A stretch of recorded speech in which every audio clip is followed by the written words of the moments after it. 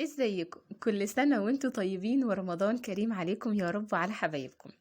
زي كل سنة يبتدي شهر رمضان وتبتدي الخناقة ما بين هي اسمها سمبوسة ولا اسمها سمبوسك، ولحد دلوقتي محدش عارف إجابة السؤال ده. مش مهم، المهم ان سفرة رمضان ما تحلاش من غير طبق السمبوسة بكل الحشوات المختلفة اللذيذة اللي بتكمل سفرة رمضان وتحليها. بس قبل ما نبدأ مع بعض فيديو النهاردة، لو انتوا أول مرة تشوفوني أنا فاتن عوض، ما تنسوش تشتركوا في القناة وتفعلوا الجرس ولايك وشير لو عجبكم الفيديو، ويلا بينا نعمل السمبوسة أو السمبوسة. في الفيديو النهاردة هعمل معاكم حشوتين أسهل من بعض وألذ من بعض. أول حشوة هي عصاج اللحمة المفرومة والفلفل الألوان، وتاني حشوة هي ميكس الجبن. اول حاجه هنبدا بحشوه عصاج اللحمه المفرومه. احنا عملنا العصاج ده الفيديو اللي فات، هتلاقوا هسيب لكم اللينك بتاعه في صندوق الوصف، وقلت لكم احنا سيبنا منه عصاج ساده عشان هنحتاجه في وصفه من الوصفات. على العصاج بتاعنا ضفت كده نص كوبايه من الفلفل الالوان المتقطع مكعبات. تقدروا تزودوا فلفل اخضر، بس لو مش موجود عندكم الوان ممكن كمان تزودوا عليها جزر او تزودوا عليها زيتون، هيبقى طعمها حلو جدا. دي الحشوه بتاعتي كده بقت جاهزه معانا للسمبوسه.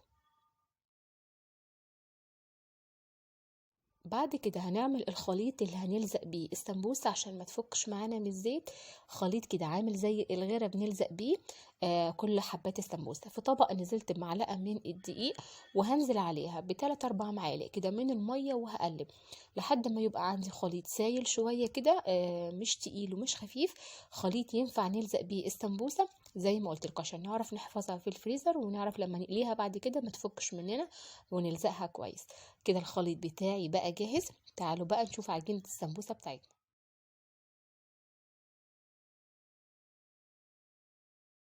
انا بالنسبه لي السمبوسه بشتريها من عند الفطاطر، دي احسن سمبوسه ممكن تجيبوها، سعرها حلو جدا في معقول، وكمان جودتها كويسه. لو مش متوفر عندكم السمبوسه هتلاقوا فيديوهات كتيره جدا على اليوتيوب، طريقه عمل السمبوسه في البيت، العجينه تقدروا طبعا ترجعوا لها وتعملوها. لكن لو متوفره عندكم وسعرها كويس اشتروها زي ما انا عملت كده عشان توفروا الوقت والمجهود. السمبوسة ليها أكتر من طريقة لللف، دي أول طريقة منهم. طبعا الطريقة السهلة بالنسبة لكم تقدروا تستخدموها.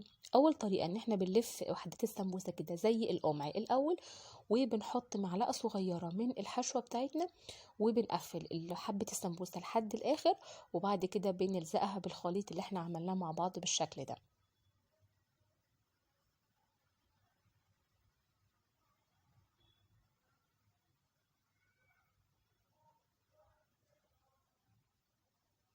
زي ما انتوا شايفين بنلفها الاول لحد ما بوصل لشكل عامل زي شكل القمع، وبقدر احط فيه الكميه اللي انا عايزاها من الحشوه من غير ما اقلق ان هي ممكن تقع مني او تبهدل الدنيا حواليا.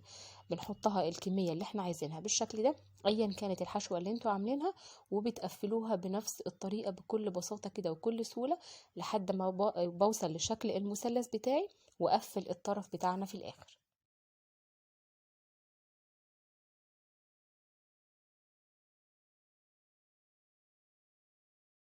تاني طريقة بقى للف وحدات السمبوسة، ودي تعتبر الأسهل كمان كتير.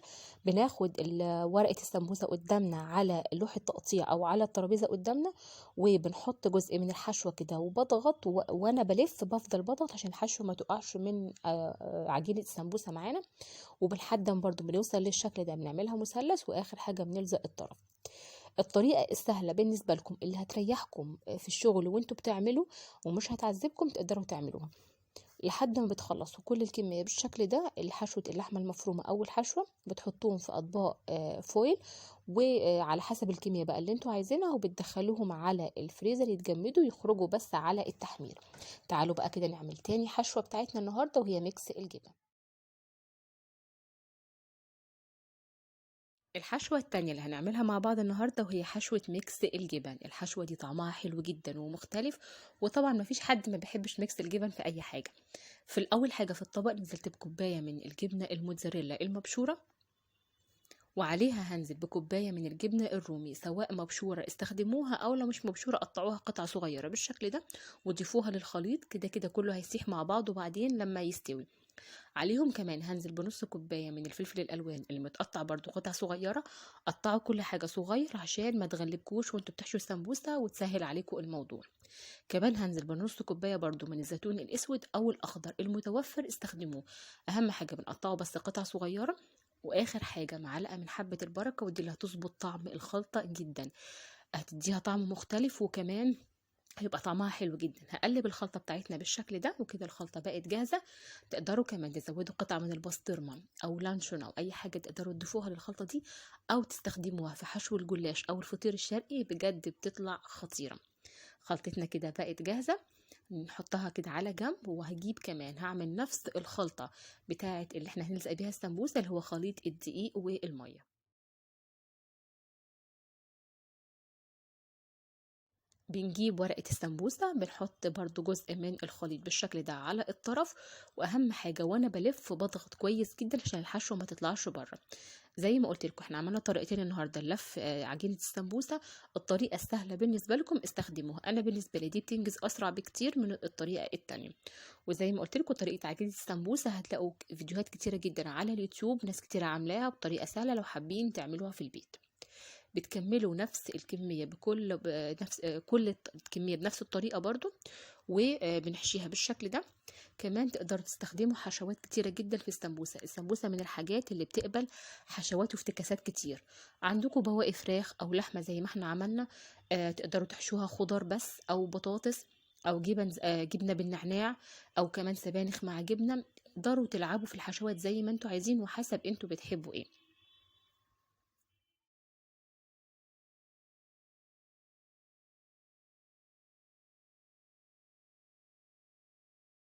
هنخلص حشو كل الكمية بنفس الطريقة بالشكل ده، وبرضو بحطهم في علبة بنفس الشكل على حسب عدد أفراد الأسرة وعلى حسب الكمية اللي هتستخدموها، وبدخلهم الفريزر. اللي بالجبنة اللي ميكس الجبن أنا رشيت عليها رشة حبة البركة في العلبة.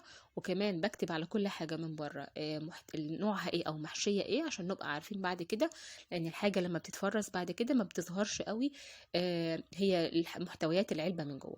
بندخل كل الكمية اللي احنا عملناها مع بعض النهاردة على الفريزر، بتخرج بس قبل الفطار على طول على القلي. او لو هتدخلوها الفرن بتمسحوها بس كده مسحة من الزيت وبتدخلوها الفرن، تطلع حلوة جدا وخفيفة ومقرمشة. دي كانت حشوات السمبوسة بتاعتنا النهاردة. قولوا لي بتقولوا عليها سمبوسة ولا سمبوسك؟ اكتبوا لي في الكومنتات ايه اكتر حشوات بتحبوها. اشوفكم على خير الفيديو الجاي والوصفة الجاية، وكالعادة كنت انا معاكم فاتن عوض. رمضان كريم عليكم يا رب وعلى حبايبكم.